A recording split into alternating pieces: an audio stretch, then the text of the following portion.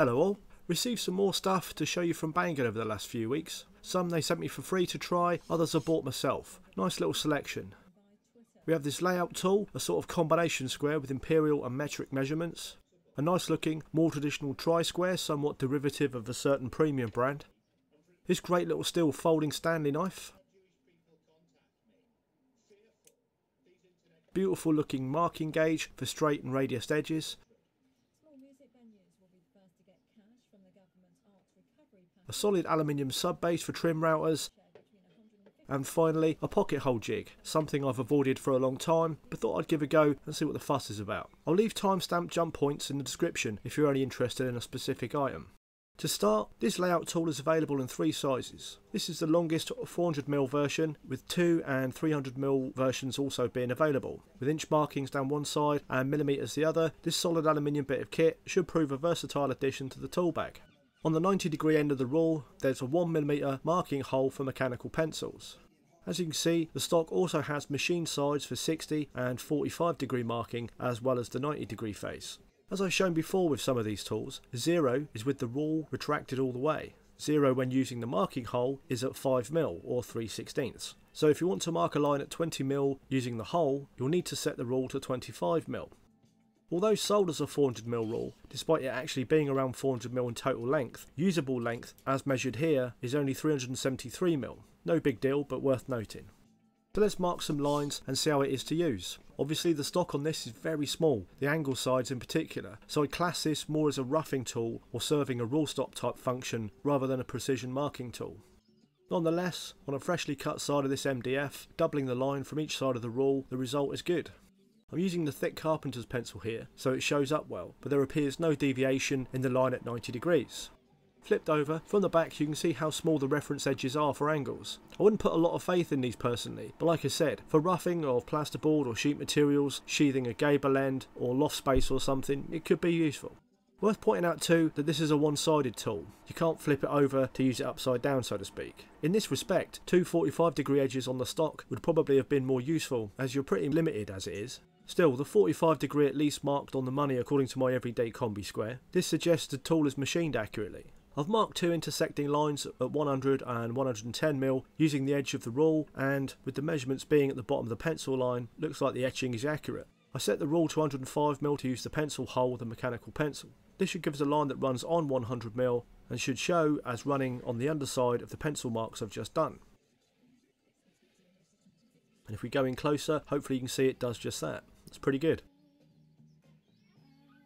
It's one Banggood sent me for free, but depending on length, sells for between £12.77 and £19.96 for this currently. It's a well-made solid tool, and although it appears machined accurately, I would have preferred a larger stock. The indicators on the stock could be a little clearer too. Still useful if you're aware of its limitations though. Next is this woodpecker's alike tri-square, made from solid aluminium. I've been using this a lot, and you may have already seen it in my other videos. In metric only, on the inside of the rule, measurements run to 170mm and on the outside 200mm. This was ordered some time ago along with this rule. Both were branded Red Arrow, but it seemed the square, when back in stock, was no longer Red Arrow branded, even though it appears the same in every other respect. Of little consequence I suppose, but I thought it worth mentioning. The main blade and stock of these is machined as one piece, giving a lip to rest the stock on the workpiece. The rest of the stock is made up of separate pieces of machined aluminium either side with brass fixing pins. The stock rest isn't an unusual feature these days, but a welcome one. I really like it.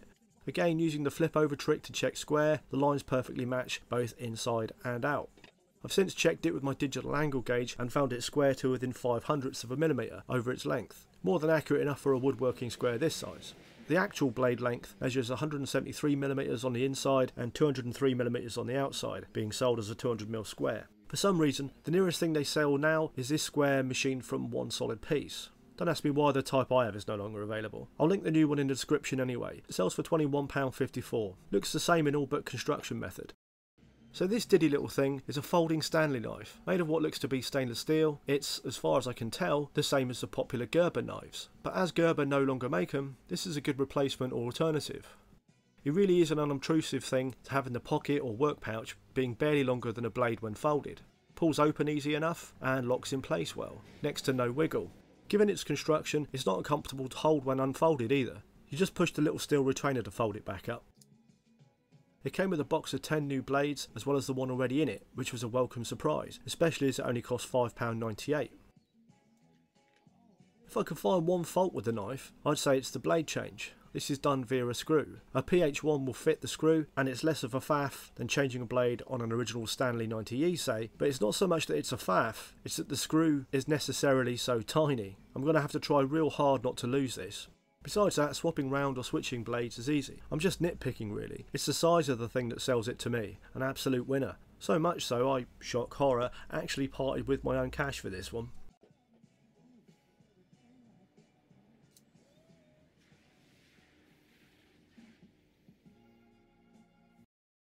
Something else I parted with my own cash for was this thing of beauty. How could I not? Look at it. So it's a pencil marking gauge for straight and curved edges, so if you need to mark inlays and such like, could be ideal.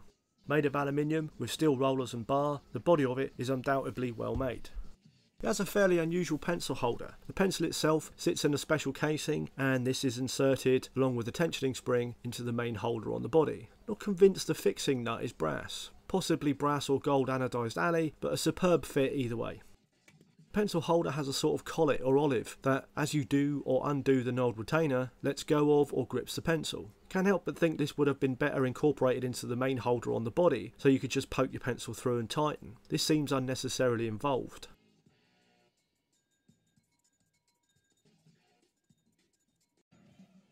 The bar has millimetre measurements along its length, and millimetre only, I'm afraid. You reference the measurement from the back side of the main body. As you can see, set to 0, the point of the pencil is right at the edge of the roller.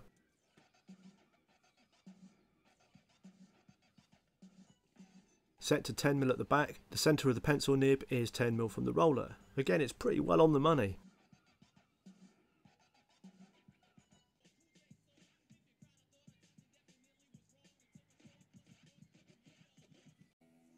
When marking with it, the rollers are great. The lack of any real resistance gives a nice unblemished line. That the bar swivels in the main body is also handy, as you can set the pencil vertical or angle it slightly to the direction you're going for smooth marking too. You see here I'm going from the radius to a straight edge. This is to demonstrate something to be aware of. I had the marking gauge set to 20mm. On a straight edge, no problem, it's just that. But on a radius, the curved edge will sit inside the rollers a little bit. This makes the measurement markings on the bar irrelevant, and the extent to which it's off will depend on how tight the radius is.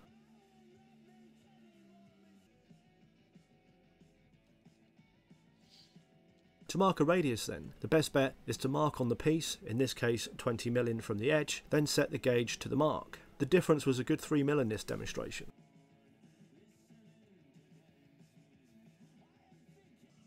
The set comes with 2 pencils to get you started. The pencil holder is capped at the end, so unless you were to cut the end off, the length of the pencil you can use is limited. You'll be pleased to know though that it seems any standard pencil will fit. If you're anything like me, you've probably got a whole bunch of stubby remnants of pencils. This gauge is a good way to use them up until there really is no use left in them.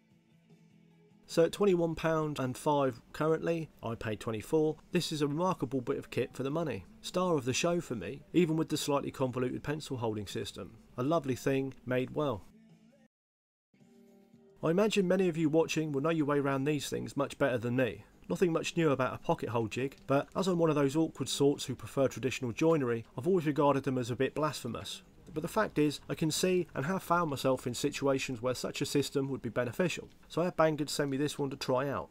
The main drilling guide block is solid aluminium. In fact, I think it's entirely a metal construction, which is nice. In the kit you also get a drill bit, a long screwdriver bit, a drill depth stop collar and Allen key, and a bag of 10 screws with some plastic covers.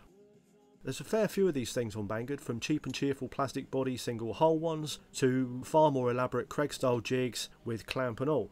This one is middle of the price range and sells for £29.35 currently. I'm going to attempt to butt joint these 2 pine offcuts. They're 27mm thick, so I adjust the top of the drill guide to 27mm.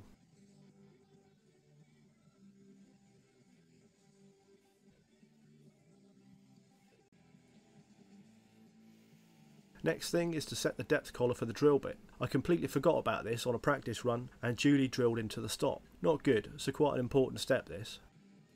Absent any destructions in the kit, I set the collar so the end of the drill bit is a mil or so away from the stop on the drill guide.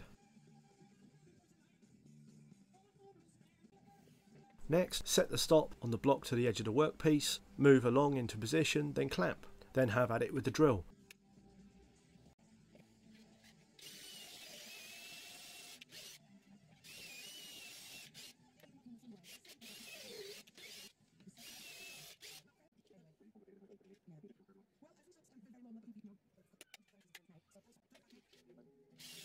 There are two sort of blowholes for the waste in the drill guide.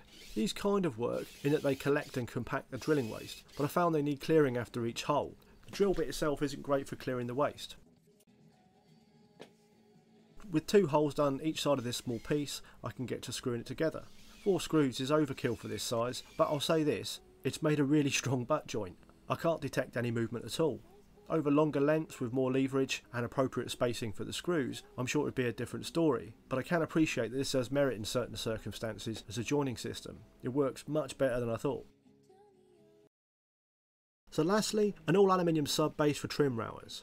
This is another I bought myself and is available in all blue anodizing or this red with blue handles. Designed to work with the popular Makita RT0700C trim routers and the like, I'm going to attempt to doctor it to use with my Mafel milling motor. I'm not massively keen on the blue anodized handles, but as they unscrew, I can no doubt fashion something more appealing at some point. These aluminium ones are comfortable in the hand though. The set comes with 4 fixing screws and 2 centering pins which screw in under the base. Steel pins are a nice fit. As you can see, you just turn the base so the pins contact each side, centering the router bit. This old Bosch is the fixed base I use for my Mafel. Annoyingly though, the outer set of holes are the right width apart for it, they aren't the right length apart. No real bother, there's enough meat left on the base for me to add a couple of extra holes. I attach the 2 screws I can get in, then use the base to centre punch marks for drilling out.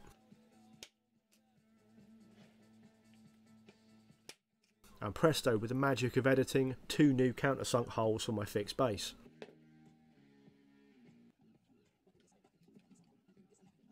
With my base attached, we're ready for a demo, I think.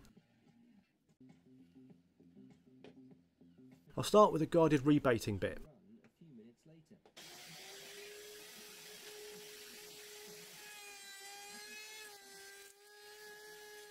Works a charm. Really nice having the extra width and handles, especially as the Mafel milling motor is quite tall, even if it is bottom heavy. Nice result, I think. I've attached the centering pins to the sub base here along with the spiral upcut bit in the router. See if we can't put a slot or housing in this piece of scrap. As you can see with the fixed base, I have to wiggle the router through the material until the trailing pin catches the side of the material. Same story exiting the other end too. It works perfectly well for the centre of the material though. Nice and centred. You'd just have to cut the ends off to where the cut wanders until both pins touch, I suppose. These sort of pins are more suited to a plunge base really, but my plunge base already has a good footprint, side handles and a fence. So, as I thought, love the sub base for a fixed router base, not so keen on the pins. Might see if I can get them to fit the plunge base. So that's it.